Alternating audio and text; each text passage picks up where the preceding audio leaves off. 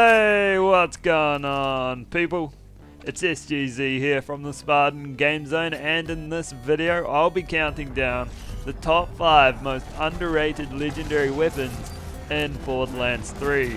Each gun performs well on Mayhem 4 with neutral modifiers, as you'll see from the gameplay, and I'll also tell you who you can farm to get them. These guns just don't get the love they deserve, and you may even have some in your bank but just don't realize how good they really are. So this video will help you discover some guns you never knew would suit and give you even more options for when you're looking at weapons for your build. Let me know in the comments what your most underrated gun is, and if you enjoyed the content, I'd appreciate it if you could drop a like. And let's start counting down.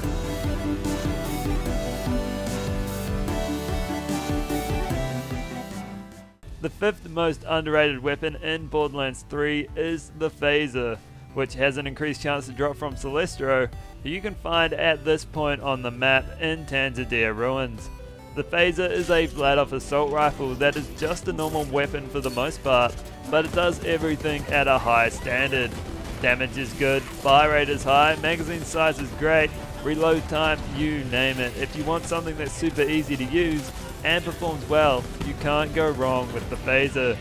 Maybe it's underrated because people see that as a weakness, or maybe it's because no one realizes that it has an underbarrel attachment that fires 6 large pellets that each do 623 damage. You can switch to the underbarrel whenever you need that something extra, and is what you should do to make the most out of the gun. The underbarrel shotgun will also regen ammo over time, so there's no reason not to use it. Furthermore, the Phaser comes in every element, so there's one for each situation, and it's a solid gun with no downsides whatsoever.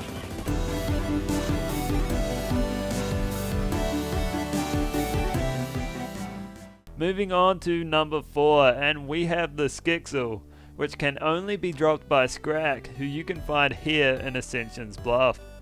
Perhaps that's the reason why no one talks about the Skixel. No one knows it exists, but the Skixel is a great COV pistol that can drop in shock, corrosive, or incendiary. The classic elements, and for that we should respect it. It should also be respected because of its damage. It fires in bursts with the addition of large slow-moving projectiles that deal splash damage.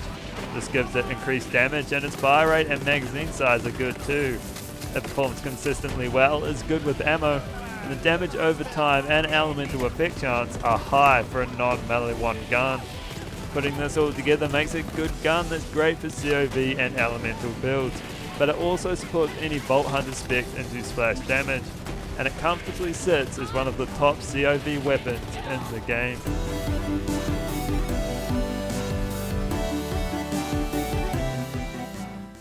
Now for number 3, the Trevinator, which has an increased chance to drop from Private Beans, who you can find hanging out in this area of Athenas. The Trevinator is a sweet melee 1 shotgun that eclipses a lot of other legendary shotguns for raw power, and deals elemental damage to boot. It's a melee 1 gun, so it comes in every element, and you can also change between them, which you'll see me doing to great effect in this gameplay. It shoots in a 3-round burst and fires a number of decent sized elemental pellets. They're fairly large, which makes hitting your target easy, and its damage over time is also high.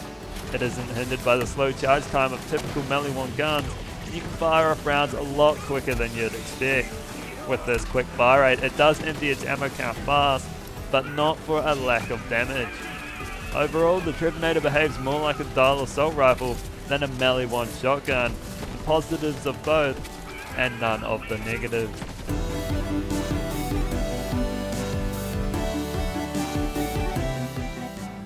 Number 2 now, and we're getting close. This time we have the Alchemist, which has an increased chance to drop from Heckle in Jacob's Estate, who you can find here on the map.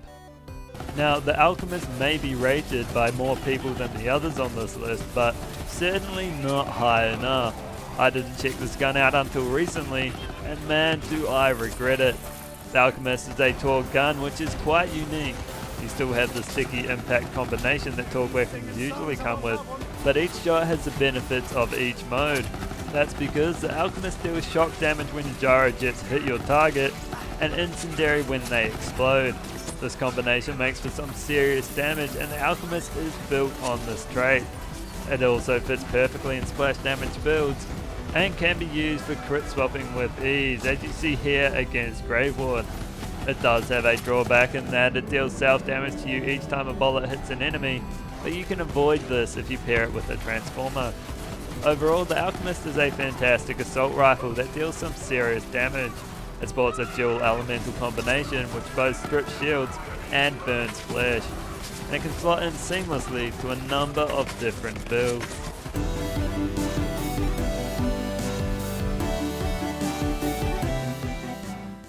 Before we reveal number 1, let's dive into some honourable mentions. The first one being the Duck, which has an increased chance to drop from the Rampager, and the Forgotten Basilica. The Duck is a Jacob's pistol that may as well be manufactured by Torg. That's because it shoots stickies that explode. It does have a small mag, but that's balanced on the other side with its high damage. The key with the Duck though is its critical bonus, granted by the Jacobs manufacturer. If I wanted a Torg gun that dealt massive damage on crits, well, this is it, or at least as close as you're gonna get. It works well on flak or anyone if you're accurate, and the Duck shouldn't be looked upon as a bad drop, when in fact it's quite the opposite. Another honourable mention includes the Vladov manufactured Shredder Fire, dropped by Titan in the Slaughter Shaft, and it's a blitzkrieg on wheels. People rate it for what it is, a hose, a bullet hose, and I understand that, but the Shredder Fire is a gun too, and can do a gun's job well. With the exceptional fire rate, the Shredder Fire can land shots quicker than anything else, and it can also come in an element, any of them at that. It also comes with an underbarrel attachment which boosts its damage, and if you want to get really crazy, you want to get one with the dual chain gun attachment, like I'm using here. The dual chain gun attachment is like having 2 Shredder Fires in your hands at once. It doubles its fire rate up at almost 30 rounds a second. It's absolutely insane. Shame I only have the dual chain gun in a shock variant, but shields, they may as well not even have been there.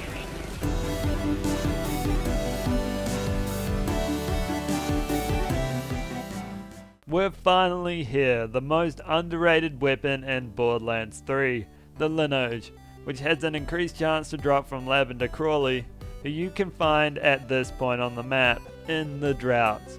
The Linoge simply doesn't get as much love as it deserves. It's a COV weapon that fires a barrage of bullets at a rapid pace, which ricochet off surfaces. It comes in both corrosive and incendiary, 2 of the most damage dealing elements, and it destroys anything it touches.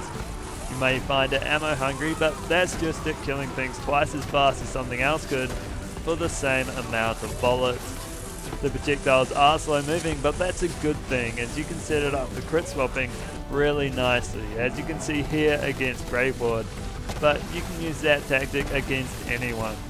It might be inaccurate at some ranges, but that's by design. You want to be close to your enemies so you can look them in the eye as you see their life force fade away. All in all, the Linoge is a fantastic gun that is severely underrated. It deals high elemental damage, shoots fast and kills quick. You don't need a build to make it good, it's great from the second you pick it up. So that's all for this video. Let me know what you think of the list in the comments below. I hope you enjoyed the video. If you did, consider dropping a like or subscribing, and I'll catch you in the next one.